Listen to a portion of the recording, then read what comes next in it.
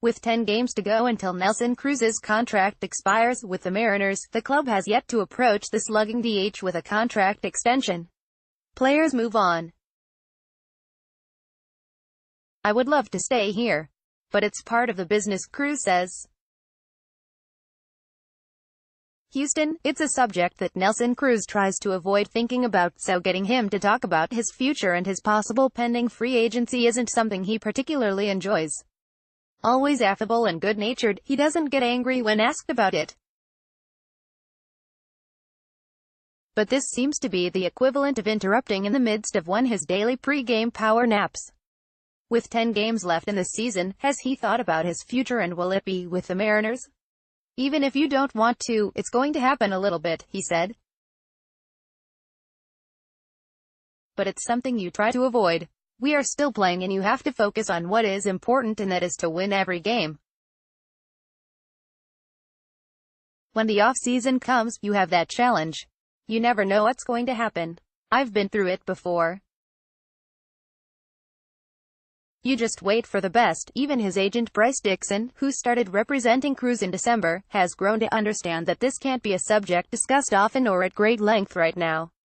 "He's very focused on his routine and preparation," Dixon said. "I don't want to disrupt that." Dixon drove up from San Diego to Anaheim last weekend to check on Cruz. And the topic of free agency and Cruz's future still had to be briefly mentioned. "We talked in Anaheim and he told me everything is going to be okay," Cruz said. "I don't like to know early. I don't like to know anything. I just want to stay focused on what I can control and play the game. But it's out there. Hopefully we can get something done and I will be able to come back. If not, you never know what will happen." Dixon also mentioned Cruz's preference to return. "He's happy in Seattle and wants to stay there," Dixon said. "He's hopeful we can work something out. From his perspective, he definitely wants to come back. He loves Seattle." Cruz's 4 years in the organization have been unbelievably productive.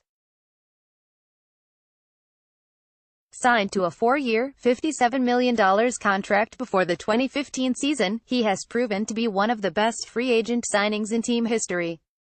He's averaged 149 games played in those 4 seasons with 40 homers and 102 RBIs. Baseball Reference, he's totaled 17.1 wins above replacement despite being punished in the metric as a designated hitter. At age 38, he's hitting .262 with an .872 on base plus slugging, 17 doubles, a triple, 36 homers and 90 RBIs in 134 games.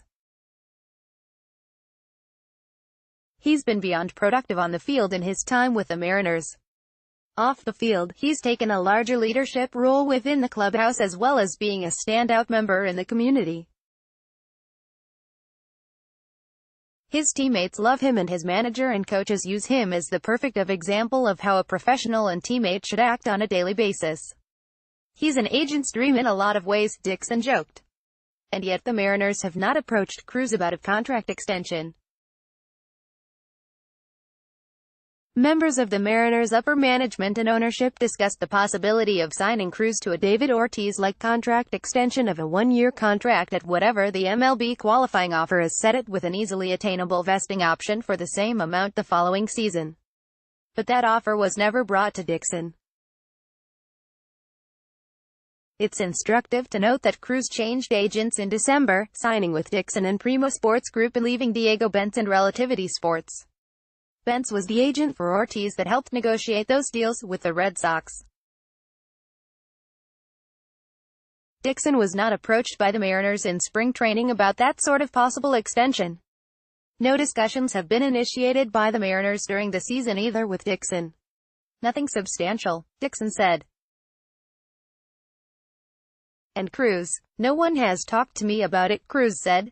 To be fair, most players don't want to deal with contract issues during the season.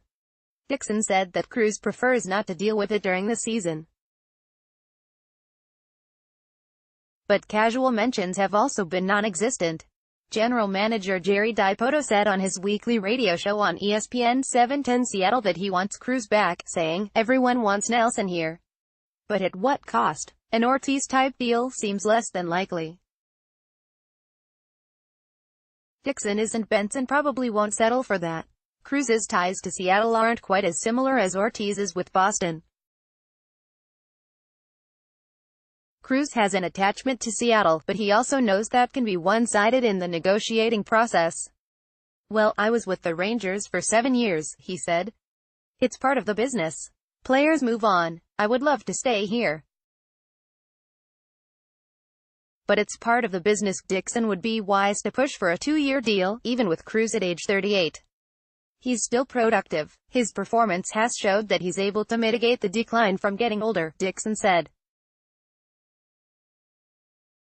It's hard to know exactly what the market for Cruz would be going into the offseason. Because he's limited to being a designated hitter, it leaves 15 AL teams. And not all of them are in the position to bring on a full-time DH. But he could be a great finishing piece for a good team in need of a power boost. He would have to want an increase of the $14 million per year he's received from the Mariners. "I think I see more fits for a middle-of-the-order power hitter for these teams than you might," Dixon said with a chuckle. Because Cruz was already given a qualifying offers by the Rangers and Orioles, both of which he refused, the Mariners can't lessen his market by attaching a qualifying offer to him again. Dipoto and Dixon will have a negotiating window of about a month after the season ends. Cruz doesn't officially become a free agent and hit the open market until the World Series concludes in November. Until then, he'll finish the season, take a rest and begin his off-season conditioning, which will include yoga for added flexibility. "It's something as a player that you can't control," he said. "They are the ones that decide.